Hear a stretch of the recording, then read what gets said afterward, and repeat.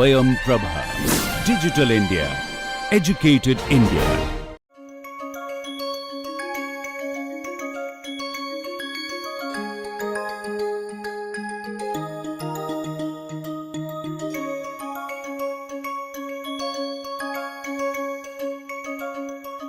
All right, so let's move back to journal.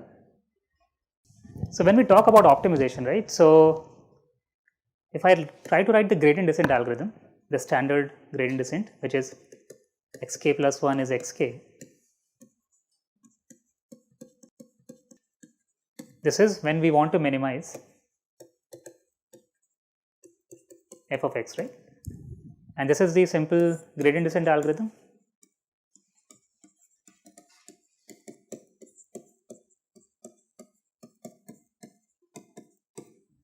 Okay. So one way is to directly analyze these algorithms in discrete setting or in discretized setting, but what I can do is I can really view this algorithm. So I can pretty much rewrite it like this, and I can consider the limiting case when the step size is really small, right. So in the limiting case when eta goes to 0, what does this left hand side converge to? So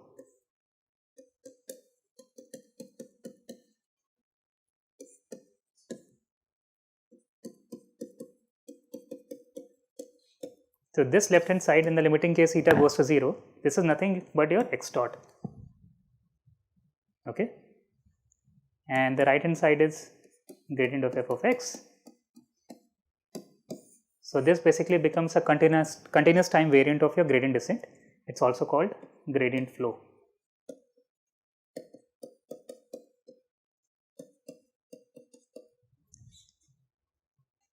Okay. So this is just basically studying the continuous time limit of your discretized algorithm, right. I mean, in practice, we are always going to implement algorithm like the way we have seen over here, right. I mean, you are going to be implementing everything in computers, so it has to be discretized. But from the point of view of analysis, so it's much easier to analyze continuous time variants of algorithms, right. And the reason being, let's say I want to optimize. So if let's say f of x happens to be half x square. Okay, what is gradient of f of x? X. So what is the continuous time variant of it? X dot is negative x. What is the equilibrium of this particular? So this is a dynamical system now, right? So what is the equilibrium of this dynamical system? 0, right? Which is the optimal solution, right? So x star is equal to 0. This is the equilibrium point.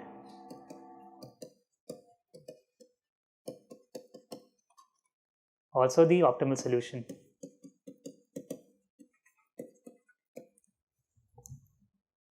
Right? So can we say anything about the stability of this particular equilibrium point?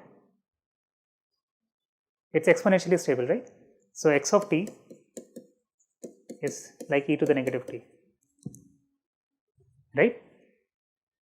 So it becomes much easier to analyze these algorithms. So we know that this algorithm is now exponentially fast, at least in continuous time, it's exponentially fast convergent to the optimal solution. Okay. So this is equilibrium is exponentially stable.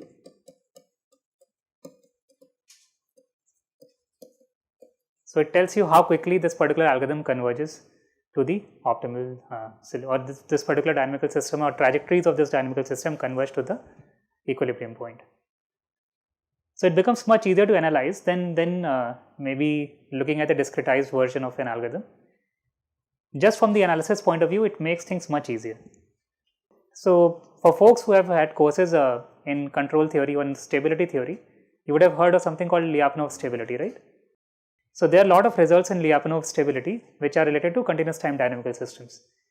And we are going to make use, so since I mean it's a SESCON course, so we are definitely going to make use of all the related concepts in stability theory, and we will try and analyze these algorithms, as well as we will try and develop new algorithms which are at least in continuous time probably faster than simple gradient descent or gradient flow. So one example could be, so let's say I define my dynamical system which looks something like this, divided by the norm of this gradient. So for f of x, which is half x square, what does this right hand side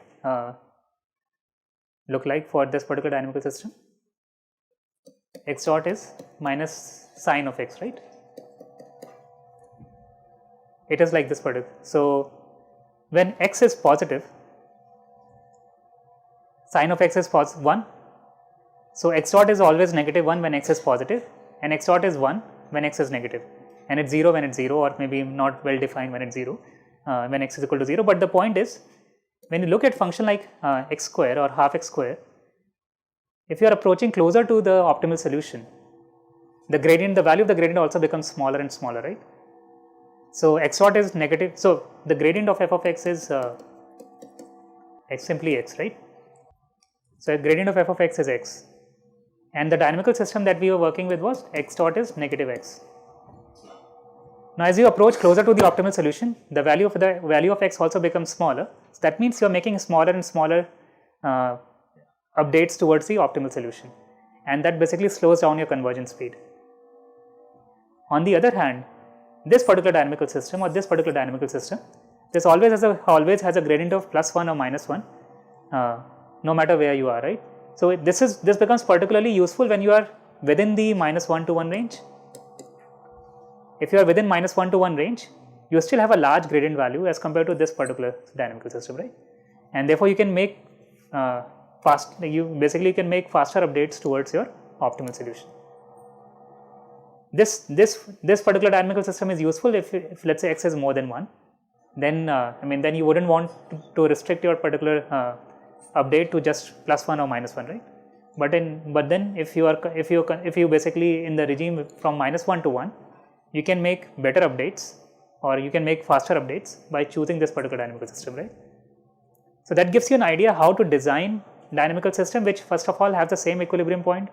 This also has the same equilibrium point, right? Gradient of f of x is 0 when x is equal to x star, right? So this has the same equilibrium point, but by just simply redesigning the vector field or the right hand side of the vector field, you can come up with algorithms which are maybe faster even in discretized version. So if I were to discretize this algorithm, I would write this as xk plus 1 is xk minus step size times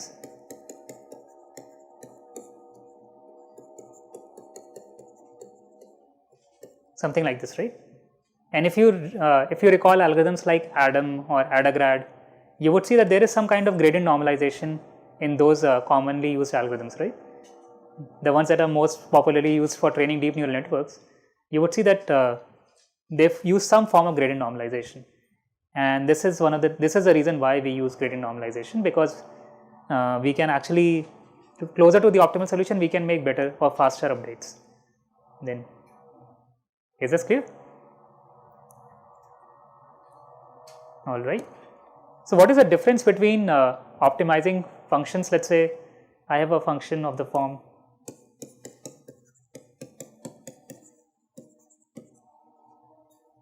f1x like this, 1/4. Okay. So both these functions have the same optimal solutions, x equal to 0, right? So which one do you think is more sort of suitable function to work?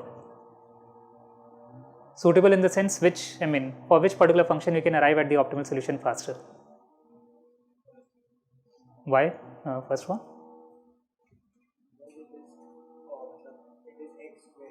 Right. Between the values -1 and 0 or -1 to 1. The function would move more in a faster manner as compared Right, to x. right. So let's say this is your half x square, right? And if I look at maybe 1/4 x to the power 4, it possibly looks something like this. Something like this, right? This range is -1 to 1. So outside this range you have better gradients with this particular function, but the moment you are in this range of -1 to 1, the gradient values are basically in this case x cube, right, whereas this one has gradient of the form x. Now for x between -1 and 1, this is much greater than x cube, and you would be making faster sort of updates towards the optimal solution than working with functions of the form 1/4 x to the 4, and this is precisely why we tend to work with functions which are mean square laws or something with mean square, right, and not quartic kind of function, because we can optimize those functions much faster than something like this. So these class of functions are called strongly convex function. Does everyone know what convex function is? So we'll also, again, I mean, as I said, like we'll start with optimization first. So we will be reviewing the basics of optimization, followed by basics of stability theory, and that's when, like, once we have covered those is when we are going to move to study distributed optimization. But this class of function is called strongly convex function, and because of the strong convexity nature, you continue to have like a gradient value which does not diminish as fast as maybe something like 1/4 x quartic function of this form, and therefore it's better to work with these class of functions where you can provide accelerated convergence guarantees than with working with functions like these where it's difficult to provide accelerated convergence guarantees. The question is, can all functions be accelerated, or optimization of all the functions be accelerated? So strongly convex is one class of function that we looked at, which looks like, I mean, you can design accelerated optimization algorithm. We just looked at the normalization form of it as well. But if I look at functions of this form, something like mod x, or a smooth version of it where, I mean, you have a well-defined gradient, so you can make it arbitrarily smooth over here. So this f of x is mod x. So what is the gradient of, or the magnitude of the gradient at any point? +1, right? Magnitude of the gradient is 1, right? So just by knowing the gradient value at any point, you cannot ascertain how far you are from the optimal solution. Whereas with x square, if you know the gradient value, you can, I mean, at least if you know the optimal solution and the gradient value, you know that how far you are from the optimal solution. So just by knowing the gradient value here, if you use any gradient based optimization, there is no way for you to know how far you are from the optimal solution, and therefore these class of functions which do not have a sort of this form of gradient, a strongly convex form of gradient, these class of functions cannot be accelerated in general using simple gradient based optimization. So there is a specific class of functions. The strongly convex function happens to be one of those. The other functions, which, I mean, again we will study later, functions which are called functions which satisfy something called PL inequality, which are some generalization of strongly convex function. So the functions that satisfy PL inequality need not be convex. For instance, if I look at x square plus 3 sine square x, so the graph of this would look something like this, something like this. So this is not a convex function, right? But then it still has a unique minimum which is at x equal to 0. So these class of functions again can be accelerated. So we are also going to look at different classes of functions that can, like, whose optimization can be accelerated, and so that is again something that we are going to look at in this course.